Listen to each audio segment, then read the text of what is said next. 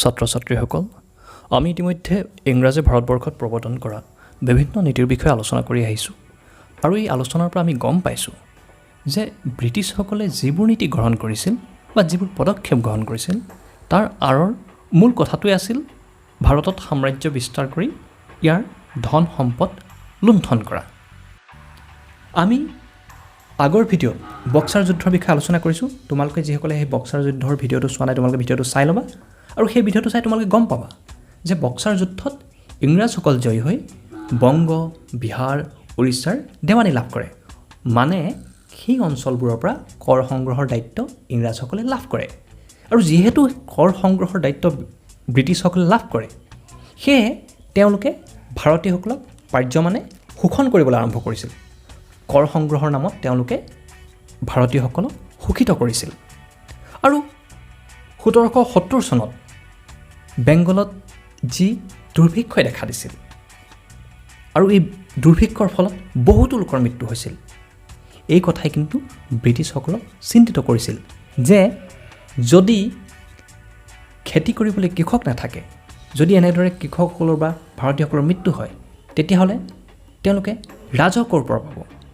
মানে যদি খেতি কৰিবলৈ মানুহেই নাথাকে তেতিয়া খেতি কিদৰে হ'ব আৰু যদি খেতিয়েই নহয় তেওঁলোকে ৰাজহ কিদৰে পাব? সেয়ে কোম্পানীৰ বিষয়ববীয়াসকলে ভাবিলে ৰাজহ সংগ্ৰহটো বৃদ্ধি কৰিবলৈ হ'লে আমি কৃষিভূমিত অধিক বিনিয়োগ কৰিব লাগিব, তাৰোপৰিও কৃষিভূমিৰ যাতে মানদণ্ড উন্নত হয় তাক লৈ আমি কাম কৰিব লাগিব। আৰু সেয়েহে 1790 চনত ব'ৰ্ড অফ ডাইৰেক্টৰে যি 10 বছৰীয়া বন্দোবস্তৰ নীতি গ্ৰহণ কৰে আৰু পাছলৈ 1793 চনত এই নীতিয়ে চিৰস্থায়ী বন্দোবস্তৰ ৰূপ লয়, অৰ্থাৎ চিৰস্থায়ী বন্দোবস্ত নামে জনা যায়। এই নীতিৰ এতিয়া প্ৰৱৰ্তন কোনে কৰিছিল? আৰু এই নীতিৰ প্ৰৱৰ্তন কৰিছিল গভৰ্ণৰ জেনেৰেল লৰ্ড কৰ্ণৱালিছে। পোনপ্ৰথমে বংগ, বিহাৰ আদিত এই নীতিৰ প্ৰয়োগ কৰা হৈছিল আৰু পিছলৈ মাদ্ৰাছৰ লগতে সমগ্ৰ উত্তৰ ভাৰতত এই চিৰস্থায়ী বন্দোবস্তৰ প্ৰয়োগ কৰা হয়। আৰু 1833 চনৰ যি চাৰ্টাৰ্ড এক্ট, এই এক্ট নহালৈকে এই চিৰস্থায়ী বন্দোবস্ত কিন্তু চলি আছিল। আচলতেনো এই নীতিত আছিল কি? এই চিৰস্থায়ী বন্দোবস্ত হ'ল জমিদাৰ আৰু ব্ৰিটিছৰ মাজত হোৱা এক চুক্তি। এই চুক্তিৰ মতে জমিদাৰসকলে কৃষকসকলৰ পৰা ৰাজহ সংগ্ৰহ কৰিব আৰু সেই সংগ্ৰহ কৰা ৰাজহ তেওঁলোকে ব্ৰিটিছসকলক দিব আৰু ব্ৰিটিছক যি ৰাজহ দিব সেই ৰাজহ কিন্তু নিৰ্ধাৰিত হৈ থাকিব, অৰ্থাৎ ৰাজহটো বেছি কম হৈ নাথাকে, এক নিৰ্ধাৰিত পৰিমাণৰ ৰাজহ, সেই ৰাজহেই তেওঁলোকে ব্ৰিটিছক দিব লাগিব। ইয়াৰ ফলত জমিদাৰ শ্ৰেণীৰ এক লাভ হৈছিল।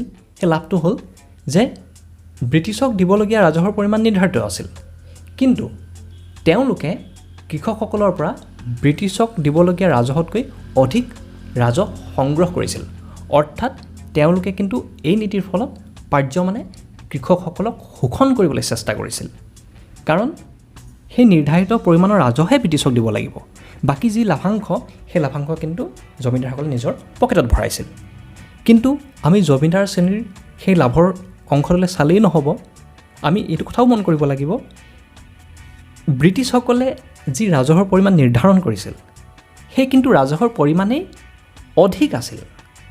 অৰ্থাৎ সেই যি নিৰ্ধাৰিত ৰাজহ আছিল সেই ৰাজহ ইমান বেছি আছিল যে জমিদাৰসকলে কোনোপধ্যেই সেই ৰাজহ তেওঁলোকে পৰিশোধ কৰিব পৰা নাছিল আৰু ফলস্বৰূপে কি হৈছিল, তেওঁলোকৰ যি মাটি সেই মাটি কিন্তু ইংৰাজৰ হাতলৈ গুচি গৈছিল আৰু ইংৰাজসকলে পুনৰ সেই মাটি নিলাম কৰিছিল। চিৰস্থায়ী বন্দোবস্তৰ ফলত এক নতুন জমিদাৰ শ্ৰেণীৰ উত্থান হৈছিল। যিসকল জমিদাৰে ব্ৰিটিছে নিৰ্ধাৰণ কৰা সেই খাজনা বা ৰাজহ দিব নোৱাৰিছিল তেওঁলোকৰ জমিদাৰী গুচি গৈছিল আৰু ব্ৰিটিছে সেই মাটিখিনি পুনৰ নিলাম কৰিছিল আৰু সেই নিলাম কৰা মাটিখিনি নতুন এক ধনিক শ্ৰেণীয়ে কিনি লৈছিল আৰু আইনমতে সেই মাটিখিনিৰ মালিক হৈছিল সেই ধনিক শ্ৰেণীটো। আৰু সেই ধনিক শ্ৰেণীটো যিহেতু কৃষিৰ লগত কোনো প্ৰত্যক্ষ সম্পৰ্ক নাছিল সেয়েহে তেওঁলোকে পাৰ্যমানে কৃষকসকলৰ ওপৰত খাজনা বৃদ্ধি কৰিছিল আৰু সেই খাজনাৰ বৃদ্ধিৰ ফলত কৃষকসকলৰ দুখ দুৰ্দশাৰ অন্ত নোহোৱা হৈছিল। আৰু এই যি ধনিক শ্ৰেণীটো, এই ধনিক শ্ৰেণীটো সদায় ব্ৰিটিছৰ অনুগত হৈ আছিল। আৰু 1857 চনৰ যি চিপাহী বিদ্ৰোহ, এই বিদ্ৰোহতো এই নতুন ধনিক শ্ৰেণীটোৱে ইংৰাজসকলৰ অনুগত হৈ আছিল, ইংৰাজসকলক সহায় কৰিছিল। ছাত্ৰ ছাত্ৰীসকল, আজি আমি অতি চমুকৈ লৰ্ড কৰ্ণৱালিছে প্ৰৱৰ্তন কৰা চিৰস্থায়ী বন্দোবস্তৰ বিষয়ে আলোচনা কৰিলোঁ। তোমালোকে বিশেষ কেইটামান কথা মনত ৰাখিবা। সেই কথাটো হ'ল, এই নীতি কোনে প্ৰৱৰ্তন কৰিছিল, এই নীতিত আচলতেনো কি আছিল, এই নীতিৰ আচলতে ফলাফল কি হৈছিল। শেষত তোমালোকক এটা গৃহকৰ্ম দিওঁ। গৃহকৰ্মটো হ'ল, তোমালোকে চিৰস্থায়ী বন্দোবস্তৰ ওপৰত এটা চমু টোকা লিখিবা। ঠিক আছে তেনে, আজিলৈ ধন্যবাদ।